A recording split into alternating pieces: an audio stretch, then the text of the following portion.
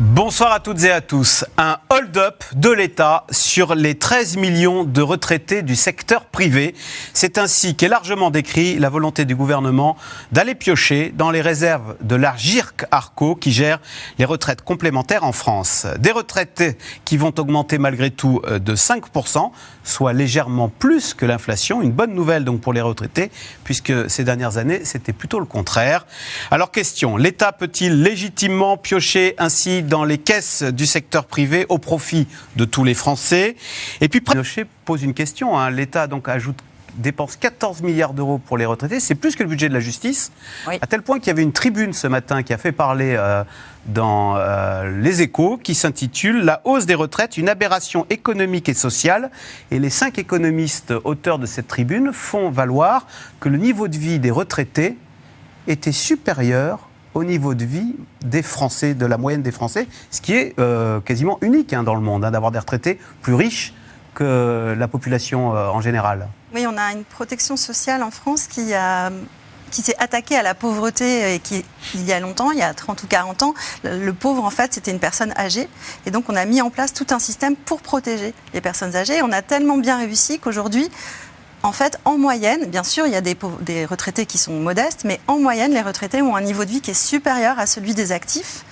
Et ça pose question, puisque aujourd'hui, en fait, la figure de la pauvreté, c'est une personne jeune. On a 20% des jeunes qui sont en situation de pauvreté contre 10% des 75 ans et plus. Donc ça pose quand même une question aussi d'équité générationnelle, même si dans notre société, les Français n'en ont pas tellement conscience. En fait, ils ont le sentiment que les générations sont logées à la même enseigne. En réalité, il y a eu beaucoup de différences, et notamment puisque là, on est aussi sur la génération des baby-boomers, donc qui ont eu aussi un accès au travail facilité, qui ont eu un accès au logement facilité, etc., etc. Donc c'est vrai que la question des montants qui vont aux retraites peut se poser, notamment par rapport à la pauvreté, elle est chez les jeunes aujourd'hui. La pauvreté, elle est chez les jeunes aujourd'hui. Néanmoins, est-ce que cette cagnotte, ça n'est pas l'argent du gouvernement?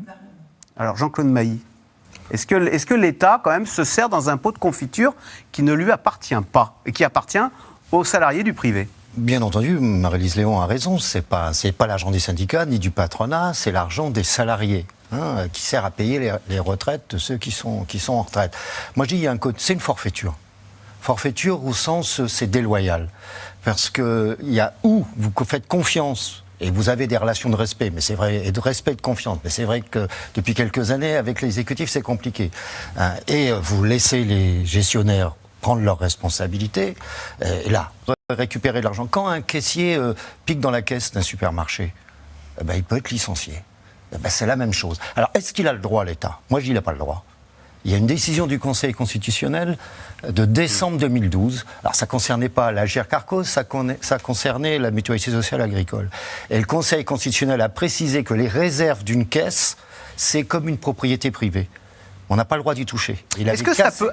Monsieur Plane, est-ce que derrière cette affaire, il n'y a pas le risque de réveiller ce dont on n'entendait plus parler, c'est cette guéguerre publique-privée, cette idée que quand il n'y a plus d'argent, on va taper dans les salariés du privé parce qu'eux, ils disent rien. Oui, alors... là, en l'occurrence, c'est la caisse des salariés du privé. Elle va peut-être aussi s'accentuer parce que